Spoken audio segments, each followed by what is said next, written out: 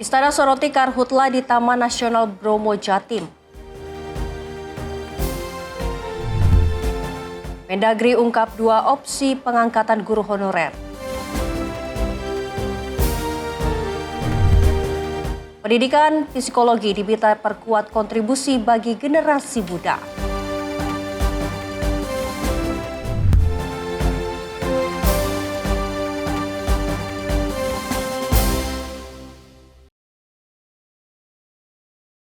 Halo pemirsa, apa kabar? Selain informasi utama tadi, kami juga telah menyiapkan sejumlah informasi menarik lainnya seputar agenda dan juga aktivitas dari jajaran Kabinet Merah Putih. Bersama saya Luis Ayu, inilah ruang kabinet selengkapnya untuk Anda. Kita awal informasi yang pertama pemirsa, Menteri Sekretaris Negara Prasetyo Hadi mengatakan pemerintah akan terus berupaya untuk melakukan pemadaman titik api yang terjadi di kawasan Taman Nasional Bromo Tengger Semeru di Jawa Timur agar tidak meluas. Taman Nasional Bromo Tengger Semeru, Jawa Timur kini mengalami kebakaran hutan dan lahan atau karhutla yang disebabkan oleh musim kemarau. Kebakaran hutan dan lahan tersebut telah meluas mencapai 520 hektar berdasarkan dari Balai Besar Taman Nasional Bromo Tengger Semeru. Oleh karena itu, pemerintah terus melakukan berbagai upaya untuk melakukan pemadaman sejumlah titik api agar tidak meluas. Pemerintah juga menghimbau agar masyarakat untuk menghindari tindakan yang berpotensi menimbulkan kebakaran, terlebih di tengah kondisi musim kemarau saat ini. Yang cukup besar terjadi di Jawa Timur, di Taman Nasional Bromo Tengger Semeru. Kami terus berkoordinasi dengan pemerintah provinsi Jawa Timur, kemudian dengan Pangdam, dengan Kapolda, kemudian dengan Menhub beserta dengan seluruh jajaran Kepala Balai Taman Nasional Bromo Tengger Semeru untuk terus melakukan upaya sekeras-kerasnya untuk sesegera mungkin melakukan proses pemadaman supaya tidak terus meluas. Sambil juga tentunya kita menghimbau kepada seluruh masyarakat bahwa memang ini kondisi cuaca yang sangat kering sehingga rentan terjadinya percikan-percikan api, sehingga kami mohon dengan sangat kepada seluruh masyarakat untuk kita mawas diri, ya, menghindari melakukan sesuatu yang berpotensi menimbulkan kebakaran-kebakaran yang tidak terkendali. Dari Jakarta, Farizal Ahmad Amin, Simpo TV melaporkan. Pemirsa, Menko PMK Pratikno memberikan perhatian khusus terhadap penanganan karhutla di kawasan Bromo. Sementara itu BNPB menargetkan 2 titik api tersisa tuntas dipadamkan paling lambat pada Jumat 14 Agustus. Karhutla di kawasan Taman Nasional Bromo Tengger Semeru terus ditangani pemerintah. Hingga Selasa 11 Agustus, dari 34 titik api yang sebelumnya terpantau, kini tersisa 2 titik yang ditargetkan tuntas dipadamkan, paling lambat Jumat 14 Agustus 2026. Menteri Koordinator Bidang Pembangunan Manusia dan Kebudayaan Pratikno menegaskan, pemerintah pusat memberi perhatian serius terhadap penanganan karhutla Bromo. Selain mempercepat pemadaman, pemerintah juga fokus mencegah munculnya titik api baru, termasuk melalui operasi modifikasi cuaca jika terdapat potensi awan hujan. Ini memang masih ada 2 titik api yang harus segera dipadamkan, tapi yang sebelumnya sudah mencapai 34 titik api. Sekarang masih ada 2 titik api seperti yang bisa dilihat di belakang. Jadi Pak Presiden juga menyampaikan perhatian yang sangat serius terhadap ini. Pak Mensesnek juga menyampaikan. Jadi oleh karena itu kita semuanya bekerja keras. Ini target waktunya secepat-cepatnya. Jadi kita sudah bahas strateginya seperti apa, cara apa yang paling efektif dan efisien. Dukungan dari pemerintah pusat tetap dipertahankan di sini, tetapi juga peran dari daerah. Terima kasih Pak Sekda, terima kasih Pak Danrem yang sudah bekerja keras luar biasa. Dukungan masyarakat menjadi penting. Jadi sekarang ini selain memadamkan titik api yang tersisa 2 ini, kita juga harus berusaha untuk mencegah munculnya titik api yang baru. Sementara itu, Kepala BNPB Letjen TNI Suharyanto menyebut pemadaman terkendala medan terjal, keterbatasan sumber air dan cuaca. BNPB tetap menargetkan 2 titik api tersebut selesai dipadamkan Jumat 14 Agustus. Sejumlah titik api berada di lereng dengan kemiringan ekstrim hingga sekitar 80 derajat, sehingga menyulitkan pasukan darat menjangkau lokasi. Kita upayakan 2 titik ini Jumat udah selesai. Artinya kita bisa geser bombing itu kan udah ada 3 bombing. 2 bombing kita geser ke tempat lain karena tempat lain juga membutuhkan untuk pemadaman kebakaran. Yang pertama Medan, jelas kan kalau kita lihat, rekan-rekan media lihat itu apinya ada di ketinggian. Sudutnya sampai 80 derajat. Jadi pasukan darat kan tidak bisa naik sampai ke atas. Ini juga menyangkut keselamatan jiwa. Yang kedua sumber airnya tidak banyak. Jadi hanya yang bisa diambil di Ranu Pane. Ya itu kendalanya itu. Yang ketiga ya kalau yang cuaca saja. Cuaca yang ketiga adalah tidak bisa segera didatangkan hujan untuk OMC. Nah penjelasan dari BMKG ada potensi awan hujan tanggal 14 sampai 16 Agustus artinya atau tanggal 18 ya. Ini kita kalau memang betul-betul ada nanti kita akan lakukan operasi modifikasi cuaca untuk supaya datang hujan. Kalau hujan tentu saja lebih efektif dan lebih efisien. Cukup. Hingga kini karhutla telah berdampak pada sekitar 889 hektar lahan di Probolinggo, Lumajang, Malang, dan Pasuruan. BNPB juga mempertimbangkan operasi modifikasi cuaca jika terdapat potensi awan hujan untuk membantu mempercepat pemadaman. Tim redaksi Sinpo TV melaporkan. Pemirsa, Menteri Koordinator Bidang Pangan Zulkifli Hasan mendorong Badan Pengelola Dana Lingkungan Hidup atau BPDLH untuk memperkuat komitmen dalam upaya pemulihan lingkungan dan mencegah krisis iklim. Menurutnya kolaborasi antara pemerintah, lembaga, non-pemerintah hingga organisasi masyarakat sipil dinilai penting untuk memastikan program lingkungan berjalan berkelanjutan. Menteri Koordinator Bidang Pangan Zulkifli Hasan menyebut pemerintah terus mendorong penyelesaian berbagai hambatan dalam program lingkungan hidup. Menurutnya, dalam 20 bulan pemerintahan, sejumlah kebijakan dan regulasi telah berhasil diselesaikan, salah satunya terkait nilai ekonomi karbon. Pemerintah juga telah menyelesaikan sistem registri unit karbon atau SRUK yang menjadi salah satu instrumen penting dalam pengembangan perdagangan karbon di Indonesia. Menko Zulhas menegaskan upaya pemulihan lingkungan tidak dapat hanya dilakukan oleh pemerintah. Oleh karena itu, keterlibatan berbagai pihak dinilai menjadi kunci untuk memperkuat program perlindungan lingkungan, sekaligus mempercepat langkah Indonesia dalam menghadapi ancaman krisis iklim. Hari ini juga sudah tanda tangan 10 provinsi senilai hampir hanya di bidang kehutanan hampir 800 miliar. Tapi ada juga yang belum berhasil. Misalnya PGN kita sedang kerja keras, kita tertibkan, misalnya 1-2 bulan ini bisa kita selesaikan, mohon doanya. Ada juga koperasi desa katanya di gunung, kalau betul das gunung nggak bisa dilalui, kita akan tertibkan. Ya, karena ini pekerjaan besar, banyak. Kami mengakui ada yang sudah bagus, ada yang belum bagus, ada yang berhasil, ada yang belum berhasil. Nah, tugas saya sebagai Menko itu kalau ada hambatan itu saya selesaikan. Seperti tadi aturan-aturan mengenai nilai karbon sudah ada 33 regulasi yang kita rapikan termasuk pengelolaan sampah. Yang dulu 11 tahun tidak selesai. Ya, regulasinya kita selesaikan, sekarang sudah 40 darurat, kota-kota yang darurat itu kita selesaikan termasuk Bantar Gebang untuk memulai pembangunannya. Ya. Dari Jakarta, Sri Dewi Andayani, Rona Bayu, Sinpo TV melaporkan. Pemirsa, Menteri Sekretaris Negara Prasetyo Hadi menegaskan bahwa belum ada rencana reshuffle Kabinet Merah Putih dalam waktu dekat. Prasetyo mengatakan jika reshuffle tersebut ada, maka hanya mengisi kekosongan kursi Wakil Menteri Pertanian dan juga Wakil Menteri Imigrasi dan Permasyarakatan.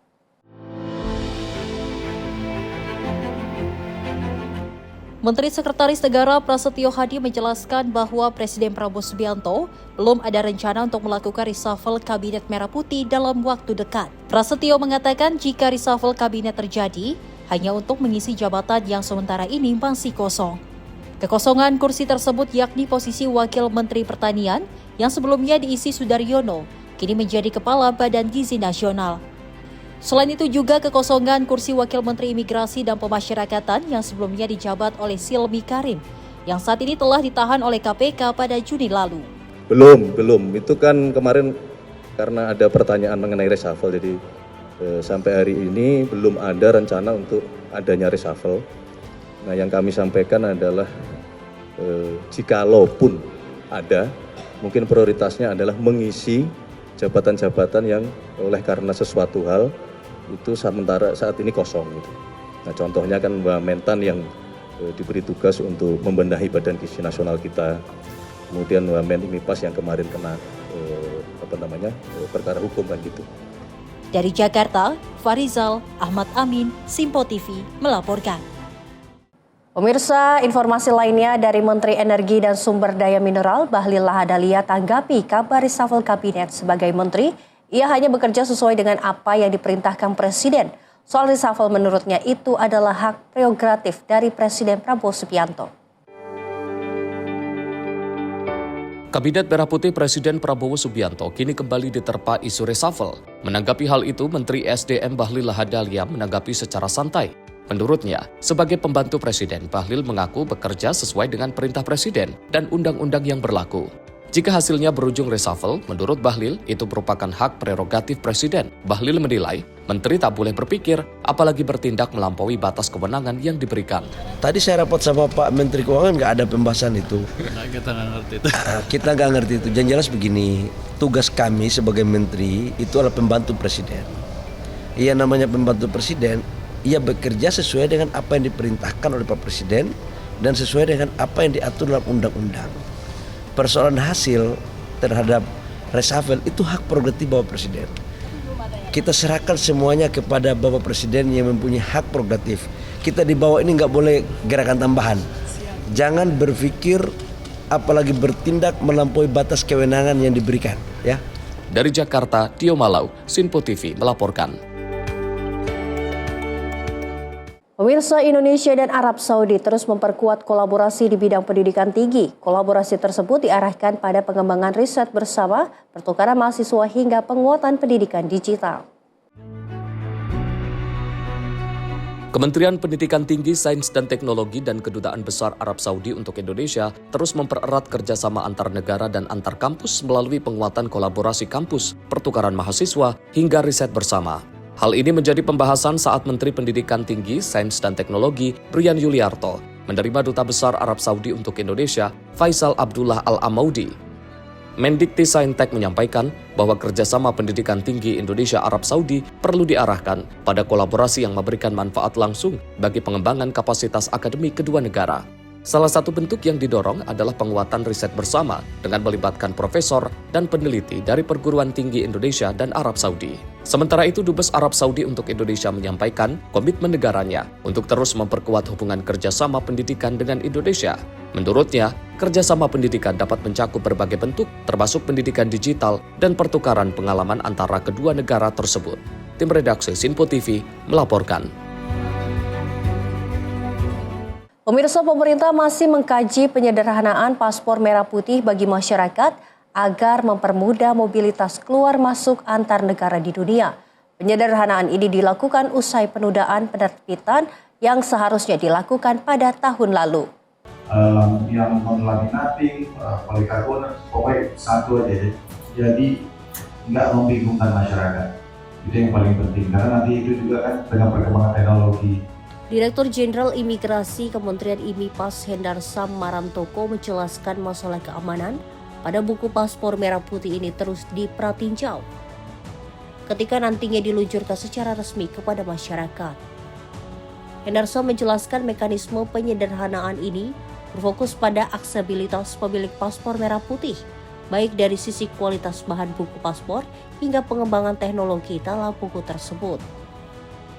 Hal ini ditekankan Hendarsam saat memberikan keterangan pers di kantor Direktorat Jenderal Imigrasi Jakarta pada Rabu siang. Sebelumnya peluncuran penertiban paspor merah putih dilakukan pada 17 Agustus 2025. Namun pemerintah memilih untuk menunda peluncuran dengan alasan fokus kepada penyempurnaan teknologi pada buku tersebut. Nggak ada berbagai jenis paspor, itu cuma ada satu paspor aja. Jadi kalau nanti dia polikarbonat, kita kasih polikarbonat aja sudah. Jadi nggak ada lagi kan paspor yang non elektronik, yang non laminating, polikarbonat, pokoknya satu aja. Jadi nggak membingungkan masyarakat. Itu yang paling penting karena nanti itu juga kan dengan perkembangan teknologi pembacaan paspor ya di autogate, kalau kita variannya berbeda-beda ini nanti akan mempersulit warga negara kita juga. Jadi kita sederhanakan ini lagi kita kaji terkait dengan hal tersebut. Lebih lanjut, pemerintah akan mengumumkan peluncuran penerbitan paspor merah putih apabila telah melalui tahap keamanan data hingga proses pemutakhiran teknologi pada buku tersebut. Sehingga masyarakat tidak merasakan gangguan di pemeriksaan keimigrasian setiap negara di dunia. Dari Jakarta, Max Munte, Sinpo TV melaporkan. Menteri Keuangan Purbaya Yudi Sadewa menanggapi soal calon gubernur Bank Indonesia yakni Destri Damayanti yang menjadi kandidat tunggal di mana menurutnya hubungan dirinya dan Destri sudah sangat dekat dan mengklaim dapat bekerja sama dengan baik. Presiden Prabowo Subianto telah menominasikan Destri Damayanti sebagai calon tunggal gubernur Bank Indonesia menggantikan Peri Warjio yang mengundurkan diri. Destri yang saat ini menjabat sebagai gubernur sementara dinilai memiliki pengalaman panjang di bidang moneter dan keuangan, serta diharapkan mampu menjaga stabilitas ekonomi nasional. Menanggapi hal tersebut, Menteri Keuangan Purbaya Yudi Sadewa menyebut Destri memiliki kapasitas dan pengalaman yang kuat, serta hubungan kerja yang baik dengan pemerintah. Menurutnya, hubungan kerja yang dinilai solid antara Kementerian Keuangan dan Bank Indonesia diharapkan mampu memperkuat koordinasi kebijakan fiskal dan moneter ke depan. Selain itu, pasar juga menyambut positif pencalonan Destri yang dinilai mampu menjaga stabilitas nilai tukar dan mendorong pertumbuhan ekonomi. Tanggapannya Pak? Ya bagus ya kan, pengalaman cukup dan sebenarnya saya cukup dekat. Dia waktu saya ketua Dewan Komisioner LPS, dia kan ex officio dari Bank Sentral. Jadi saya pikir bagus, kita biasa koordinasi dan kerjasama dengan baik. Jadi nggak ada masalah. Parlemen dijadwalkan akan melakukan uji kelayakan dan kepatutan terhadap Destri Damayanti sebelum resmi ditetapkan sebagai Gubernur Bank Indonesia. Dari Jakarta, Dio Malau, Sinpo TV, melaporkan. Pemirsa, Kementerian Perhubungan meluncurkan @lehub sebagai sistem penegakan hukum berbasis rekaman elektronik untuk menekan pelanggaran kendaraan angkutan barang lebih dimensi dan lebih muatan atau odol. Sistem ini diharapkan memperkuat upaya pemerintah menuju zero odol. Menteri Perhubungan Budi Purwagandi meresmikan peluncuran @lehub untuk memperkuat pengawasan dan penegakan hukum terhadap kendaraan angkutan barang pada Senin.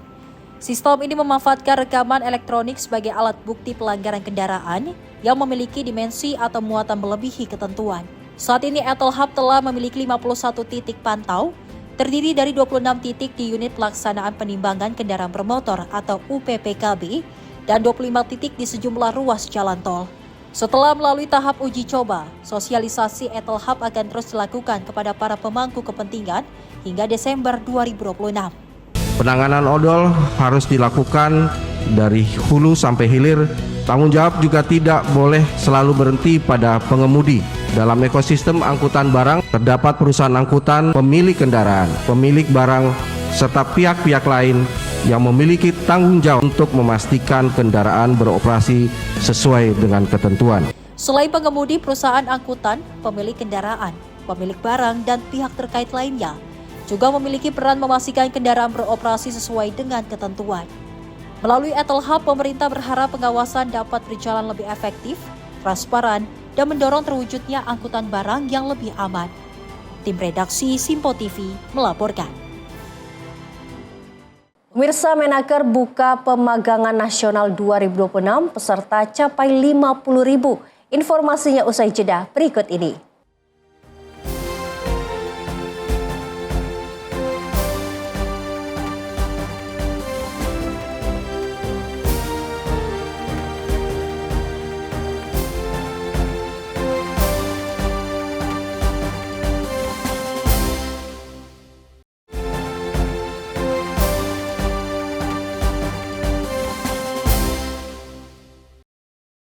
Terima kasih pemirsa, Anda kembali menyaksikan Ruang Kabinet. Pemirsa, Menaker Yasirli resmi membuka program pemagangan nasional 2026 batch pertama dengan 50.000 peserta pada Selasa 11 Agustus 2026.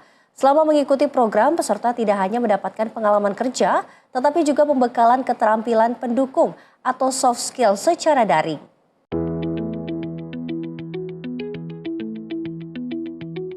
Menteri Ketenagakerjaan Yasirli resmi membuka program pemagangan nasional 2026 batch pertama dengan 50.000 peserta pada Selasa 11 Agustus 2026.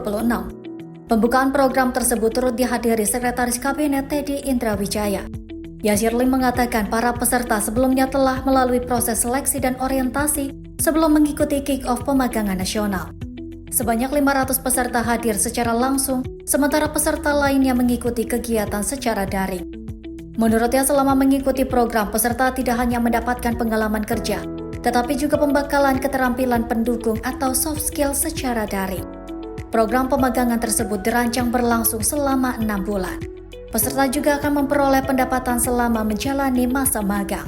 Sementara itu, Seskap Teddy Indrawijaya mengatakan, program pemagangan nasional 2026 menargetkan 150.000 peserta.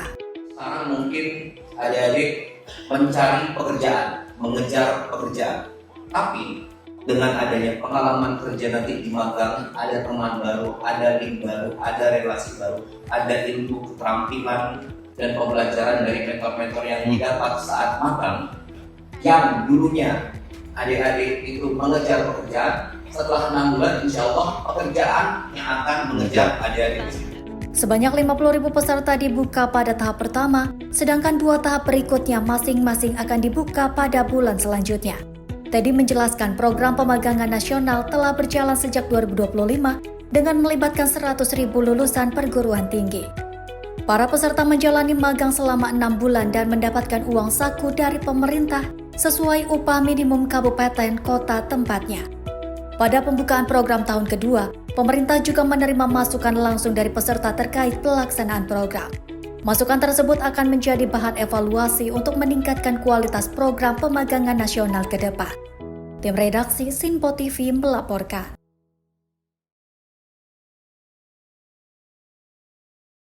Pemirsa, Menteri Sekretaris Negara Prasetyo Hadi mengatakan bahwa pemerintah hampir merampungkan seluruh substansi dalam peraturan Presiden ojek online. Mensesnek juga mengatakan rapat koordinasi telah digelar untuk memfinalisasi aturan tersebut. Menteri Sekretaris Negara Prasetyo Hadi mengatakan substansi dalam peraturan Presiden soal ojek online sedang dalam tahap finalisasi. Lebih lanjut, dirinya menyebut pemerintah telah merumuskan seluruh substansi yang akan dimuat dalam Perpres Ojol. Namun terdapat sejumlah formula yang masih perlu disesuaikan dengan perkembangan pola bisnis layanan transportasi. Meski masih terdapat formula yang dilengkapi, Prasetyo memastikan hal tersebut tidak akan mengubah substansi utama aturan. Penyempurnaan dilakukan agar implementasi kebijakan nantinya dapat mengantisipasi berbagai kondisi yang muncul di lapangan. Kita rapat koordinasi kembali untuk memfinalisasi mengenai Perpres Ojol. Hampir seluruh hal-hal substantif prinsip sudah berhasil kita rumuskan. Namun memang ada beberapa formula karena ada update ya, mengenai pola bisnis terhadap jasa layanan transportasi yang kami mohon waktu. Tapi itu tidak akan mengganggu secara substansi, hanya formulanya mau kita lengkapi supaya begitu nanti diterapkan tidak ada yang miss untuk beberapa case, karena pola bisnisnya kan ternyata setelah dipelajari banyak juga di situ polanya harus kita siapkan. Ya. Sebelum 17 Agustus. Kalau secara substansi sebenarnya sudah final ya. Tapi kalau secara resminya kan tentu nanti ya menunggu. Dari Jakarta, Dio Malau, Sinpo TV melaporkan. Sementara itu, Menteri UMKM Maman Abdurrahman mengatakan status ojek online akan menjadi bagian dari usaha mikro, kecil, dan menengah dalam peraturan Presiden yang kini masih dalam tahap finalisasi. Maman menyebut beralihnya status ojol sebagai pelaku UMKM akan mendapatkan banyak keuntungan seperti salah satunya fleksibilitas waktu.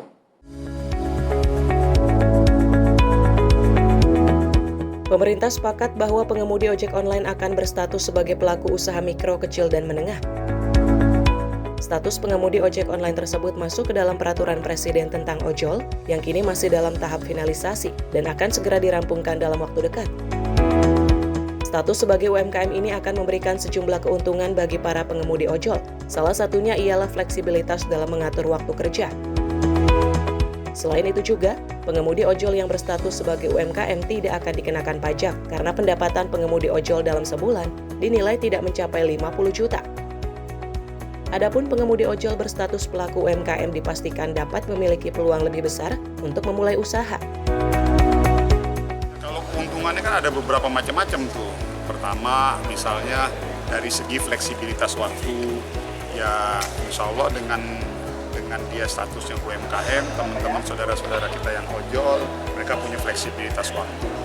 Lalu yang kedua, beberapa paket-paket kebijakan insentif terhadap UMKM, mereka bisa ikut menikmati. Lalu yang ketiga nih saya lurusin ya, ini supaya jangan sampai lagi ada cerita-cerita yang lain-lain. Mereka tidak kena pajak karena dalam aturan insentif terhadap UMKM bagi mereka yang pendapatannya omsetnya di bawah 500 juta. 500 juta itu berarti per bulan kurang lebih sekitar 50 juta, 45 jutaan ya. 40 jutaan. Jadi omset di bawah 500 juta itu berarti per bulan pendapatan mereka omset kan 40 jutaan. Nah, ojol kan rata-rata kurang lebih sekitar 10 sampai 15 jutaan. Jadi artinya mereka tidak dikenakan pajak. Jadi itu juga mereka mendapatkan insentif. Jadi saya mau lurusin loh, kalau misalnya ada yang cerita-cerita mengatakan mengenai bahwa ojol akan dikenakan pajak lah, ini segala macam, saya luruskan enggak. Jadi totally 100% itu isu hoax. Dari Jakarta, Fahrizal Ahmad Amin, Sinpo TV melaporkan. Informasi lainnya pemirsa dari Menteri Dalam Negeri Tito Karnavian yang mengungkapkan terdapat dua opsi mengenai pengangkatan guru honorer menjadi aparatur sipil negara atau ASN. Tito menyebut dua opsi tersebut ialah kemungkinan pengangkatan guru honorer menjadi ASN daerah atau diangkat menjadi ASN pusat di bawah Kementerian Pendidikan Dasar dan Menengah. Menteri Dalam Negeri Tito Karnavian menjelaskan terdapat dua opsi yang tengah dibahas pemerintah, khususnya terkait nasib guru yang masih berstatus non-ASN atau honorer. Dua opsi ini yakni kemungkinan pengangkatan guru honorer menjadi ASN daerah atau diangkat menjadi ASN pusat. Namun, menurutnya jika guru non-ASN diangkat menjadi ASN daerah, pemerintah harus memperhitungkan kemampuan keuangan masing-masing daerah. Sedangkan opsi kemungkinan pengangkatan guru non-ASN menjadi ASN pusat, nantinya para guru akan menjadi ASN di bawah Kementerian Pendidikan Dasar dan Menengah.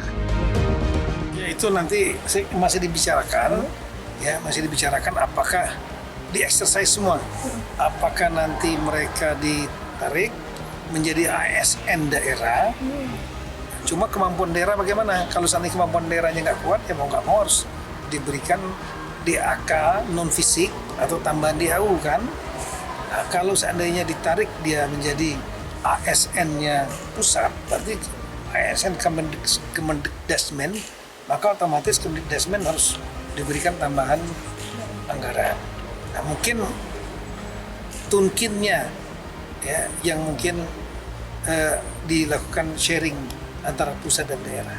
Sekira itu, Pak. Dari Jakarta, Fahrizal Davarizkiano, Sinpo TV melaporkan. Informasi lainnya datang dari Kementerian Sosial bersama Komisi Nasional Hak Asasi Manusia atau Komnas HAM sepakat memperkuat kerjasama dalam menangani para pengungsi korban konflik di Kabupaten Puncak, Provinsi Papua Tengah, di mana kerjasama ini dilakukan untuk memastikan penanganan para pengungsi dapat berjalan secara optimal dengan mengutamakan aspek keselamatan, keamanan, dan kenyamanan. Kementerian Sosial bersama Komisi Nasional Hak Asasi Manusia atau Komnas HAM menyepakati kerjasama dalam penanganan para pengungsi korban konflik di Kabupaten Puncak, Provinsi Papua Tengah. Kerjasama ini dilakukan untuk memastikan penanganan para pengungsi dapat berjalan secara optimal dengan mengutamakan aspek keselamatan, keamanan, dan kenyamanan. Penanganan pengungsi yang terdampak konflik memerlukan kolaborasi lintas kementerian dan lembaga serta pemerintah daerah. Langkah ini dinilai penting agar kebutuhan dasar dan perlindungan terhadap para pengungsi dapat terpenuhi secara menyeluruh. Sinergi Kemensos dan Komnas HAM juga diharapkan dapat memperkuat upaya pemerintah dalam memberikan perlindungan serta memastikan hak-hak masyarakat yang terdampak konflik tetap terjaga. Pemerintah terus mendorong penanganan pengungsi korban konflik secara terpadu dengan melibatkan seluruh pihak terkait. Keselamatan, kenyamanan, dan pemenuhan hak para pengungsi menjadi prioritas dalam upaya pemulihan di Papua Tengah. Tim redaksi Sinpo TV melaporkan. Informasi datang dari Menteri Pertahanan RI Syafri Syamsuddin yang menerima kunjungan Corstelli Cole Duta Besar Amerika Serikat untuk ASEAN pada 10 Agustus 2026. Pertemuan untuk membahas penguatan kerjasama pertahanan antara Indonesia dan Amerika Serikat.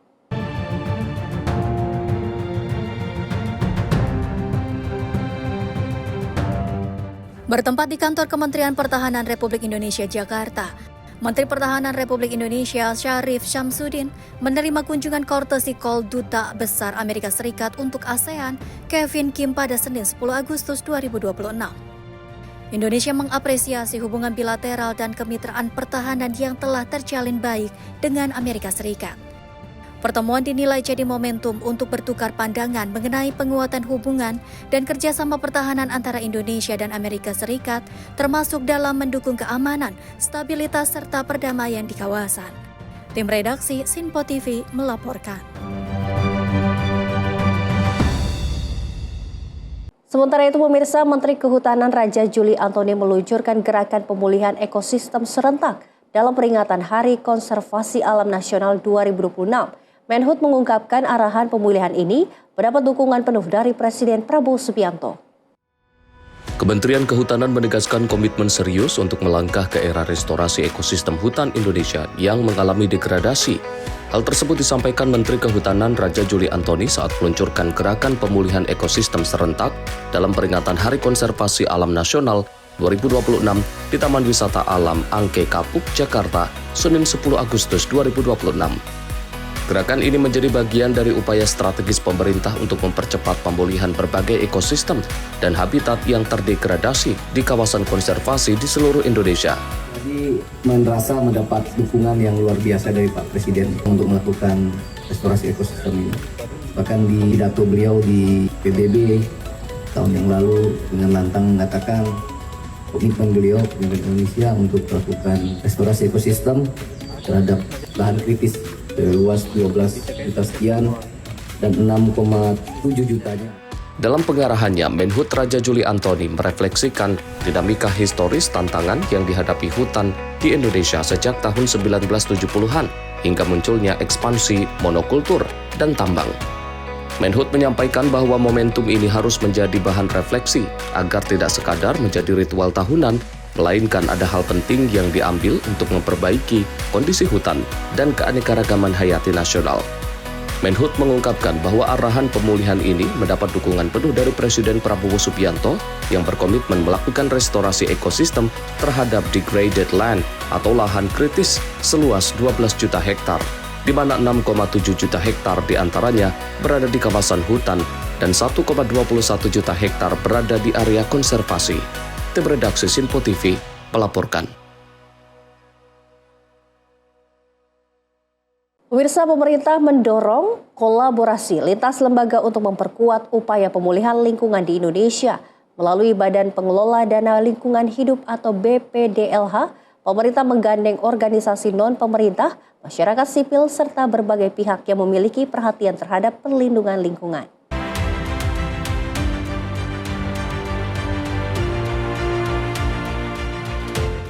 Pemerintah menilai kolaborasi antara berbagai lembaga menjadi langkah positif dalam mempercepat pemulihan lingkungan di Indonesia.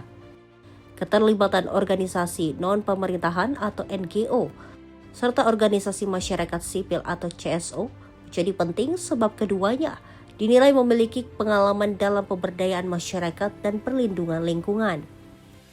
Pemerintah menegaskan kolaborasi tersebut perlu terus dilanjutkan, tidak hanya melibatkan pemerintah saja, namun juga pihak non-pemerintah yang memiliki kepedulian terhadap pemulihan lingkungan. Melalui kolaborasi ini, Menteri Lingkungan Hidup Jumhur Hidayat berharap upaya pemberdayaan masyarakat dan perlindungan lingkungan dapat berjalan lebih efektif dan berkelanjutan. Ada kolaborasi dari berbagai lembaga dan pemerintah Indonesia melalui GDLH, dan tentunya pasti itu kita kerjakan dengan baik karena juga tidak melalui pemerintah, tapi juga kalangan NGO, CSO dan sebagainya, yang mana kita tambahkan istilah terkait dengan budaya Pancasila, pemberdayaan masyarakat dan perlindungan lingkungan. Jadi kolaborasi sangat baik dan saya rasa ingatkan, dan kami tetap mengundang kepada siapapun yang punya concern dengan pembangunan lingkungan di Indonesia, lembaga siapapun, pemerintah manapun di dunia ini, lembaga beberapa kita serta bersama-sama berkolaborasi memberikan pemulihan lingkungan lebih baik di Indonesia. Dari Jakarta, Sri Dewi Andayani, Rona Bayu, Simpo TV melaporkan.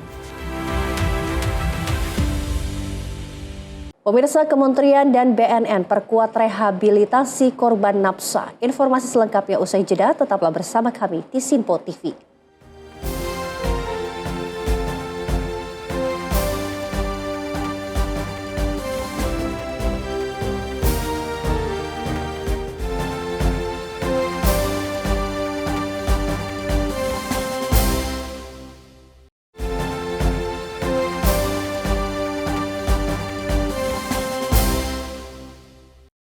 Informasi lainnya datang dari Menteri Pendidikan Tinggi, Sains dan Teknologi, Brian Yuliarto, yang menekankan pendidikan psikologi harus bisa menjadi instrumen yang berdampak dalam menekan masalah kejiwaan. Hal tersebut dilatar belakangi akibat banyaknya mahasiswa yang stres akibat berbagai macam tekanan. Kementerian Pendidikan Tinggi, Sains dan Teknologi terus memperhatikan persoalan kesehatan mental di kalangan generasi muda, di mana hal tersebut menjadi salah satu tantangan yang perlu mendapat perhatian lebih serius. Menteri Pendidikan Tinggi, Sains dan Teknologi, Brian Yuliarto mengatakan jika perguruan tinggi dan insan psikologis mengambil peran lebih besar dalam menghadirkan edukasi yang mudah dipahami dan dekat dengan kehidupan masyarakat. Brian menilai perubahan teknologi, persaingan global, serta dinamika kehidupan yang semakin cepat membutuhkan masyarakat yang memiliki ketahanan dan wawasan yang memadai. Dalam kondisi tersebut, ilmu psikologi dinilai memiliki ruang yang luas untuk memberikan pemahaman sekaligus membantu masyarakat menghadapi perubahan. Tim redaksi Simpo TV melaporkan.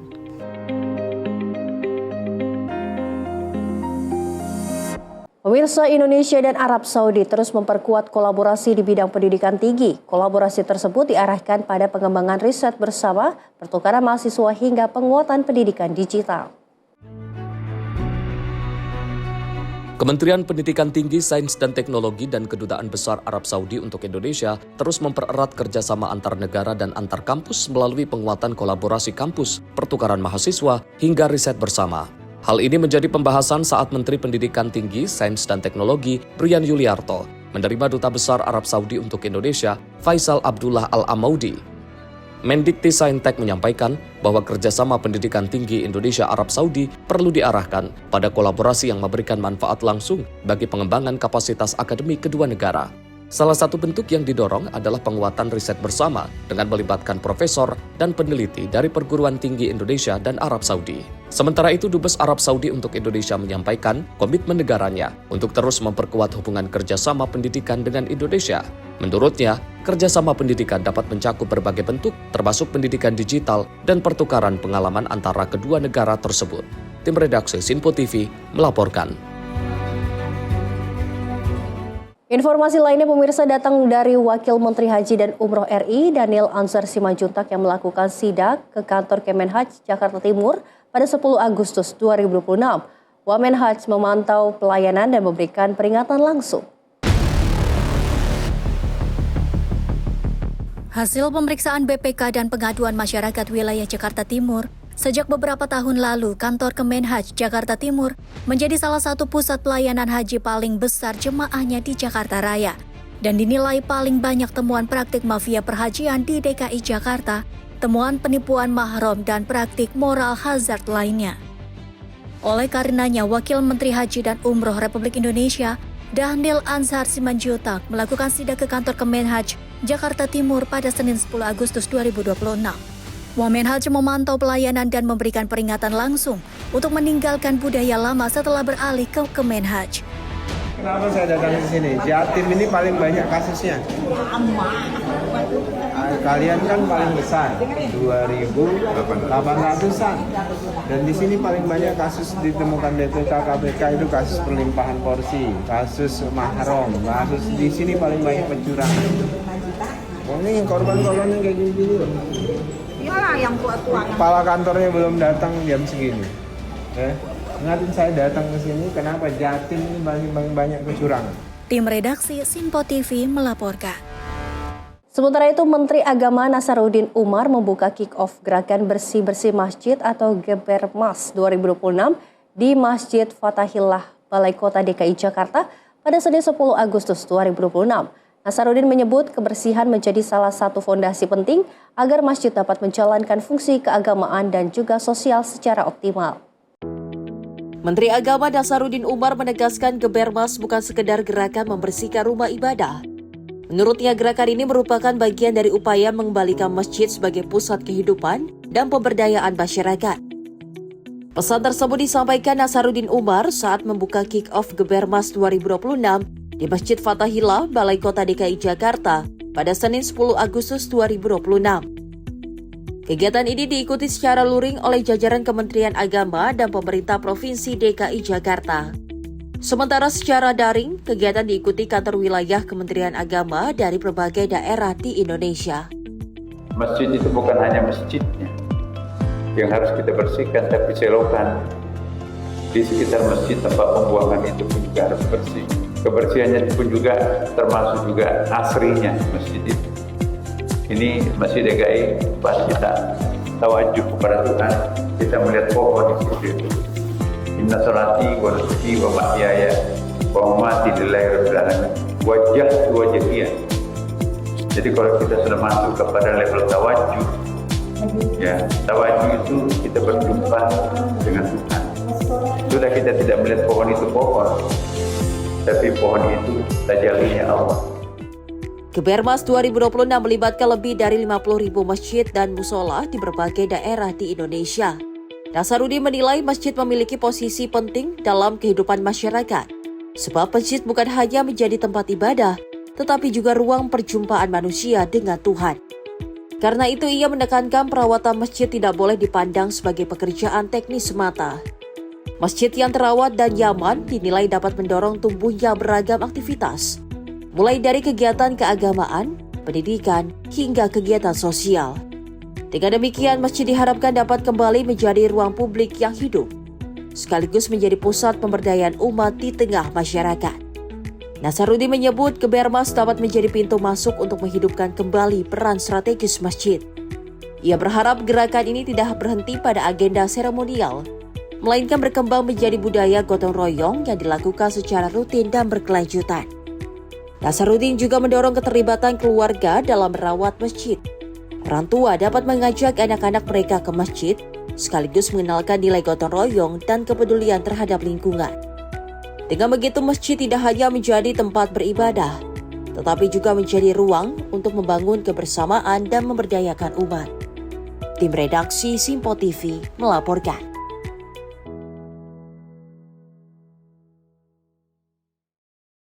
Kementerian UMKM dan OJK sepakat untuk memperkuat kolaborasi untuk mempercepat akses pembiayaan serta membangun ekosistem usaha. Hal ini diharapkan mampu mendorong UMKM meningkatkan kapasitas dan naik kelas. Kementerian UMKM dan Otoritas Jasa Keuangan melakukan penandatanganan Nota Kesepahaman atau MOU pada Selasa 11 Agustus 2026. Nota kesepahaman ini untuk memperluas akses UMKM terhadap sumber pembiayaan sektor jasa keuangan. Kerjasama ini dinilai sebagai langkah konkret untuk mengoptimalkan akses pembiayaan bagi UMKM di seluruh Indonesia. Menurut Menteri UMKM RI Maman Abdurrahman, perluasan pembiayaan tidak dapat berdiri sendiri. Kemudahan memperoleh modal harus diikuti dengan penguatan ekosistem usaha, terutama kepastian dan perluasan akses pasar, agar tambahan pembiayaan benar-benar menghasilkan pertumbuhan usaha. Pada saat kita ingin mendorong pertumbuhan angka akses pembiayaan ke sektor UMKM, Ini juga harus diimbangi dengan mengamankan pasar. Jangan sampai pada saat kredit pembiayaan kita berikan kepada UMKM kita, namun pada saat barang yang mau dijual ke pasar, nggak ada yang terima.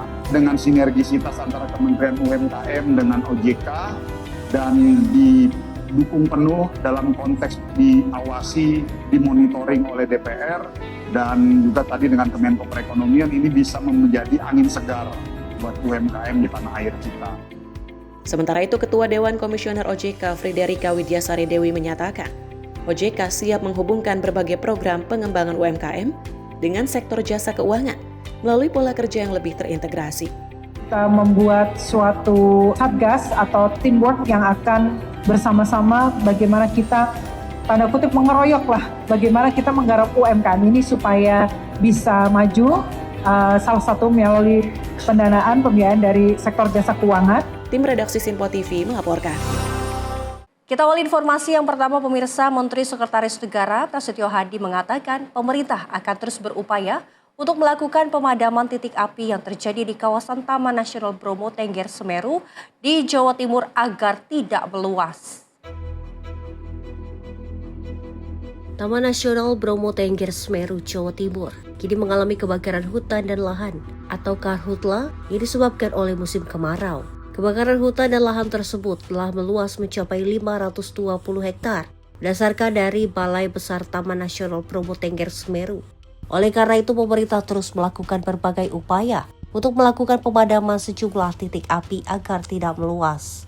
Pemerintah juga menghimbau agar masyarakat untuk menghindari tindakan yang berpotensi menimbulkan kebakaran, terlebih di tengah kondisi musim kemarau saat ini. Yang cukup besar terjadi di Jawa Timur, di Taman Nasional Bromo Tengger Semeru. Kami terus berkoordinasi dengan pemerintah provinsi Jawa Timur, kemudian dengan Pangdam, dengan Kapolda, kemudian dengan Menhub beserta dengan seluruh jajaran Kepala Balai Taman Nasional Bromo Tengger Semeru untuk terus melakukan upaya sekeras-kerasnya untuk sesegera mungkin melakukan proses pemadaman supaya tidak terus meluas. Sambil juga tentunya kita menghimbau kepada seluruh masyarakat bahwa memang ini kondisi cuaca yang sangat kering sehingga rentan terjadinya percikan-percikan api, sehingga kami mohon dengan sangat kepada seluruh masyarakat untuk kita mawas diri, ya, menghindari melakukan sesuatu yang berpotensi menimbulkan kebakaran-kebakaran yang tidak terkendali. Dari Jakarta, Farizal Ahmad Amin, Simpo TV melaporkan. Pemirsa, pemerintah berencana akan membentuk tim untuk mengklaster seluruh konflik agraria yang terjadi di Indonesia, di mana tim ini diharapkan dapat mempercepat proses penyelesaian sengketa dan juga permasalahan agraria. Menteri Sekretaris Negara Prasetyo Hadi menjelaskan bahwa pemerintah akan membentuk tim untuk mengklaster seluruh konflik agraria yang terjadi di Indonesia. Rencana pembentukan tim tersebut setelah pemerintah dan pimpinan DPR menggelar rapat koordinasi di Kompleks Parlemen Senayan, Jakarta. Prasetyo mengatakan tim yang dibentuk juga akan mengklaster konflik agraria sesuai dengan kesulitan tingkat penyelesaian. Salah satu konflik yang dapat segera diselesaikan ialah sawah masyarakat yang masih berstatus kawasan hutan. Kita akan ketemu lagi. Hari ini masalah agraria, ya, pertanian. Jadi kami menyepakati nanti kami dari pemerintah akan membentuk tim lintas kementerian. Tadi ada beberapa kementerian yang kemudian dalam rapat juga akan dimasukkan, ya, sebagai tambahan. Salah satunya Menteri Perumahan dan Kawasan Permukiman untuk masuk dalam satu tim yang kemudian nanti targetnya secepatnya untuk mengklaster semua permasalahan agraria kita untuk dicarikan segera jalan keluarnya. Beberapa, tapi memang karena banyak jumlahnya, ya. Contohnya misalnya yang salah satu bukan mendesak, ya, tapi dari sisi tingkat kesulitannya yang mungkin masuk kategori paling mudah untuk diselesaikan. Dari Jakarta, Farizal Ahmad Amin, Simpo TV melaporkan. Pemirsa, Menteri Haji dan Umroh RI Muhammad Irfan Yusuf mengajak seluruh pelaku usaha dalam ekosistem haji dan umroh untuk berpartisipasi aktif dalam sensus ekonomi 2026. Data yang akurat dari dunia usaha dinilai jadi bagian penting dalam penyediaan gambaran perekonomian nasional. Sensus Ekonomi 2026 yang diselenggarakan oleh Badan Pusat Statistik merupakan langkah penting dalam menyediakan data yang akurat dan komprehensif mengenai struktur dan karakteristik perekonomian nasional. Menteri Haji dan Umroh Republik Indonesia Muhammad Irfan Yusuf mengajak seluruh pelaku usaha dalam ekosistem haji dan umroh, khususnya PPIU atau penyelenggara perjalanan ibadah umroh, PIHK atau penyelenggara ibadah haji khusus, serta penyedia layanan haji dan umroh untuk berpartisipasi aktif dalam sensus ekonomi 2026. Data yang akurat dari dunia usaha dinilai jadi bagian penting dalam menyediakan gambaran perekonomian nasional serta mendukung perumusan kebijakan yang lebih tepat sasaran dan berbasis bukti. Saya Muhammad Irfan Yusuf, Menteri Haji dan Umroh Republik Indonesia, mengajak seluruh pelaku usaha Indonesia di bidang haji dan umroh, khususnya penyelenggara perjalanan ibadah umroh PPIU, penyelenggara ibadah haji khusus PIHK, serta seluruh penyedia layanan haji dan umroh untuk berpartisipasi aktif dan turut mensukseskan sensus ekonomi 2026. Dukungan dari dunia usaha akan sangat menentukan kualitas data yang dihasilkan sehingga mampu mendorong perencanaan pembangunan ekonomi yang inklusif dan berkelanjutan. Tim redaksi Sinpo TV melaporkan. Dan pemirsa, informasi tadi sekaligus menutup jumpa kita pada Ruang Kabinet kali ini. Saya Luis Ayu pamit undur diri. Terima kasih dan sampai jumpa.